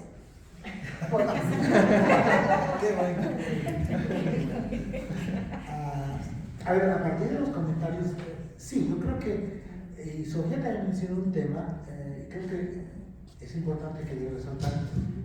Creo que la visión sobre las políticas y acciones en este ámbito, cuando hablamos del trabajo o del empleo, pareciera que nos concentramos básicamente solo en el tema de la normativa laboral o del tema de la regulación.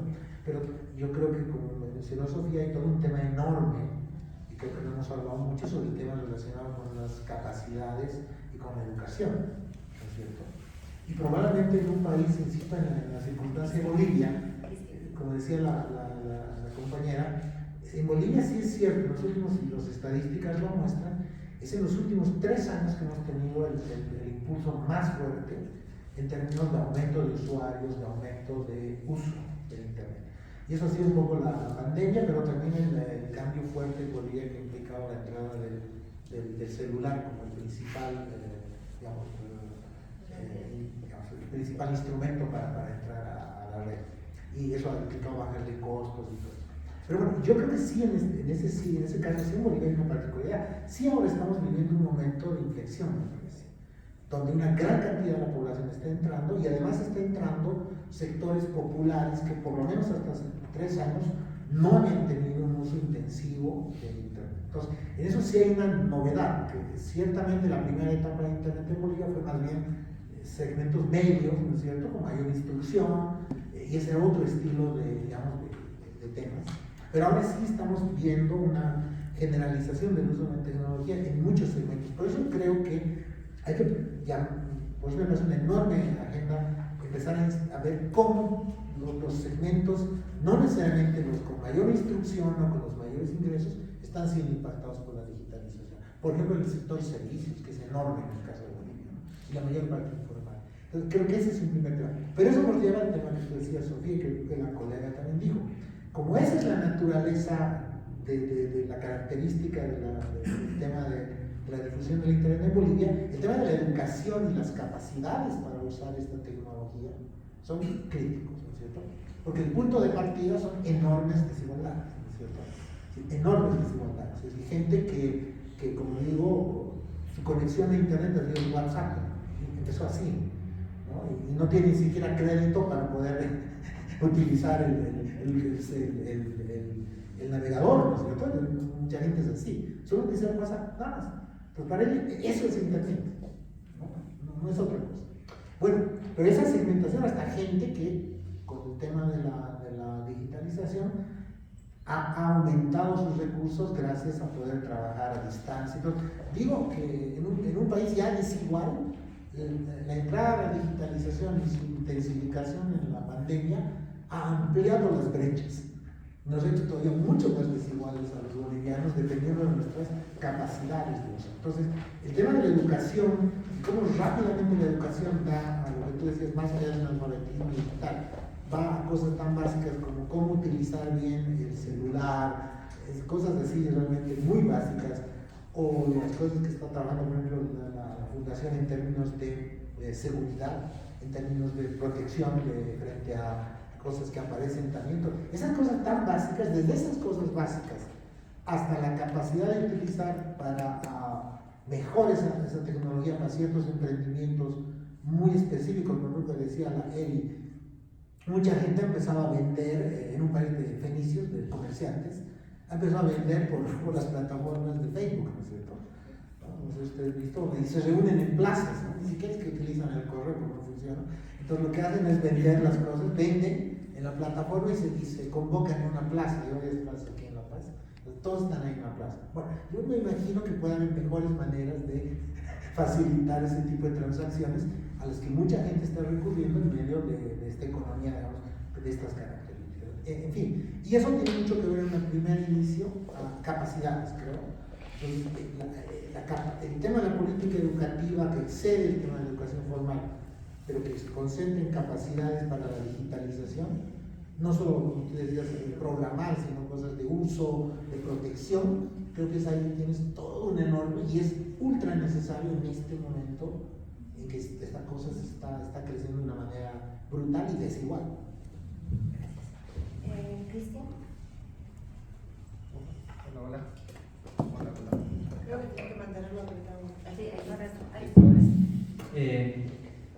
Yo voy a tocar uno de los temas que recién mencionaba en mi anterior expositor.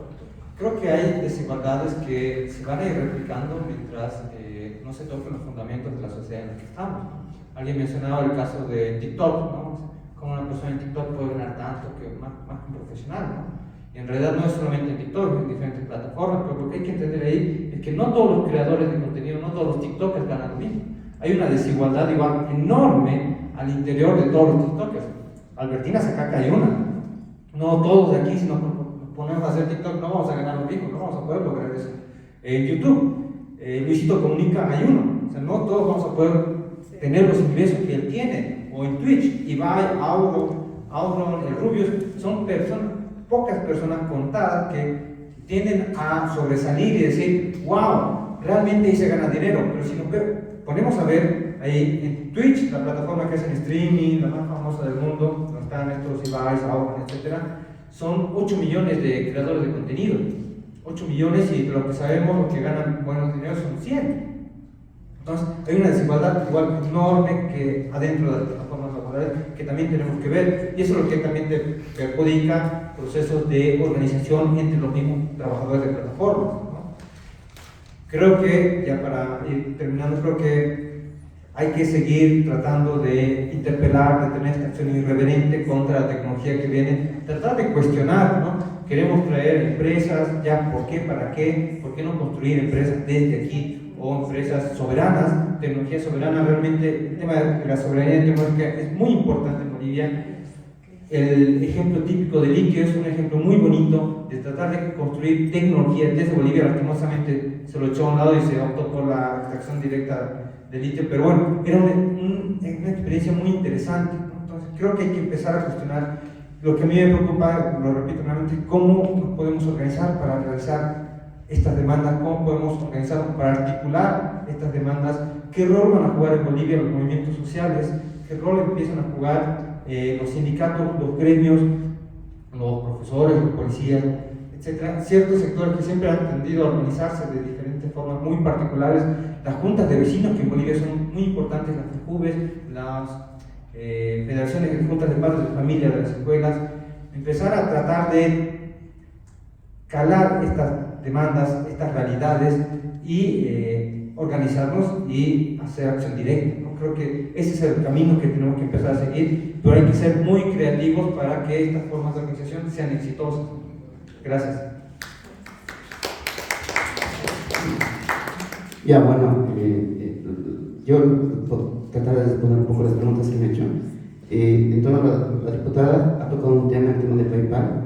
Resulta que hay empresas que se hacen microtareas, ¿no? Rellenar encuestas, hacer una serie de trabajos, pero los bolivianos no pueden acceder a eso porque la mayoría de esas plataformas pagan a través de PayPal. Y entonces si no tienes ciertas habilidades o craqueas algo, abres cuenta en algún otro país, no puedes recibir esos pagos. Entonces es una pérdida de ingresos para el país también. Y es un tema que lo estamos tratando desde la fundación, pero desde un tema muy básico. Lamentablemente nos hemos dado cuenta que ASFI, Banco Central y todo lo demás están muy básicos en algunos temas y van a disculpar que hable en ese sentido, ¿no? Pero estamos viendo, digamos, ese tema, cómo mejorarlo. En el tema de la capacitación a los sindicatos, bueno, ayer Sofía nos había abierto bastante la mente y hemos desarrollado un cuadro de estrategias, ¿no? De desafíos de los sindicatos. Y ustedes, si necesitan capacitación o algo, nosotros estamos dispuestos a darlos, porque todo lo que es ciberactivismo, toda la protección de datos, todo lo que es ciberseguridad lo manejamos dentro de la fundación. Y podemos crear un programa, digamos, de capacitación a los sindicatos también. Entonces, ya lo vemos, lo tratamos, nos llaman y podemos hacer también ese trabajo. Y ayer ya, y el tema que habla Cristian, tienes que hablar con la Sofía, porque ella nos ha enseñado a organizar a toda esta gente. Cómo se van a manejar los sindicatos, cómo hay que pelear hacia adentro. Claro, eso es el ámbito formal, ¿no? Luego sí hay una serie de desafíos. En el paper que hemos hecho con Adriana, hemos planteado varios desafíos, pero yo no me puedo ocupar de todo, ¿no? Estoy abocándome a ciertas temáticas y vamos a ver si vamos abordando también todas las demás, como lo que tú siempre dices. Es un lado bastante boliviano, con nuestras características y nuestros propios detalles, digamos, ¿no? A eso es lo que estoy apuntando, digamos, estos días. Y obviamente todos están bienvenidos, digamos, a ayudar en esto, porque mi idea es ir con propuestas, ¿ya? Lastimosamente yo desde el 2012, que he estado trabajando en parte del Estado, he estado en parte del activismo, pero los problemas siguen siendo los mismos. Desde el 2012 al 2013, los problemas tecnológicos en Bolivia siguen siendo los mismos y no se están resolviendo. Y es hora de empezar a resolver y proponer.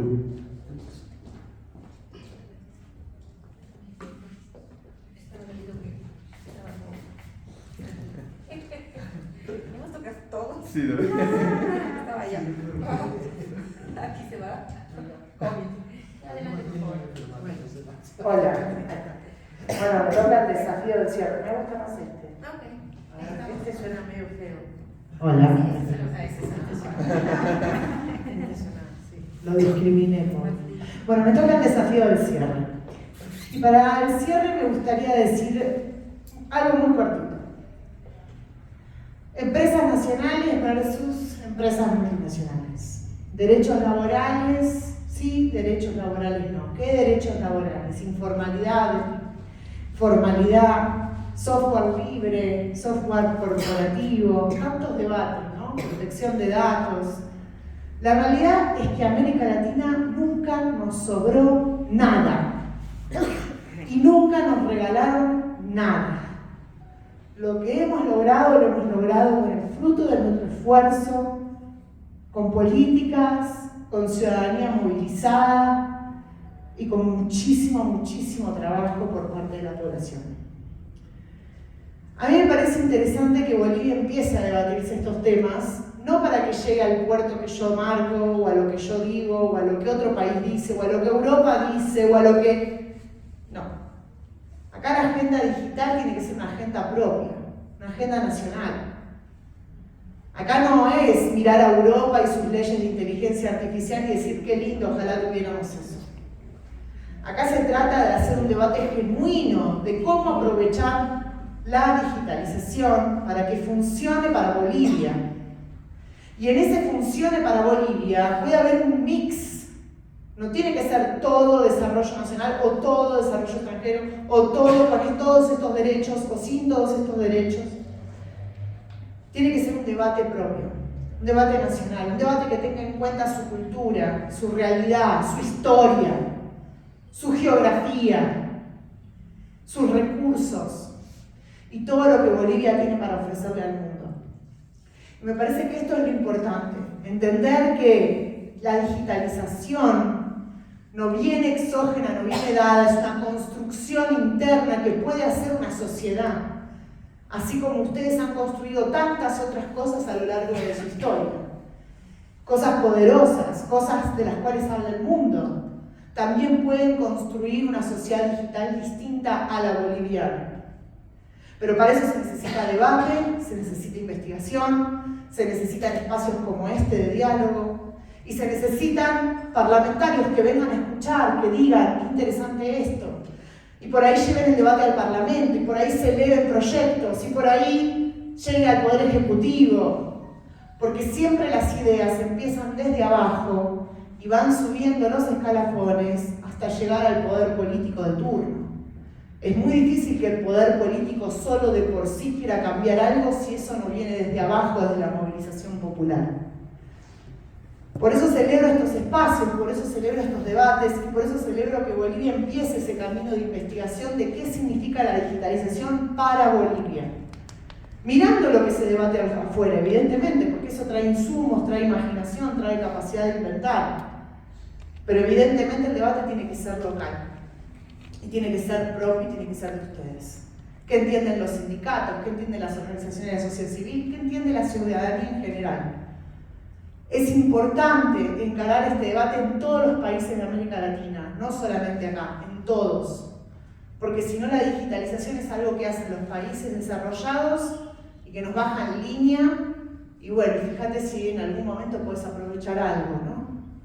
Y esto es lo que no podemos permitir, porque no nos sobra ningún recurso y nos falta todo por hacer. Agradezco mucho que se hayan venido hasta acá, que hayan venido a escuchar y empecemos a pensar cómo hacer para que la Bolivia digital funcione para todos y todas. Muchas gracias. Bueno, creo que ahora tenemos algo, ¿no? Ahí tenemos comidita. Entonces les invitamos a quedarse y seguir conversando. ¿Y Singani? ¿Y Singani? Ah, caramba. Bueno, les invitamos a la comidita y al Singani.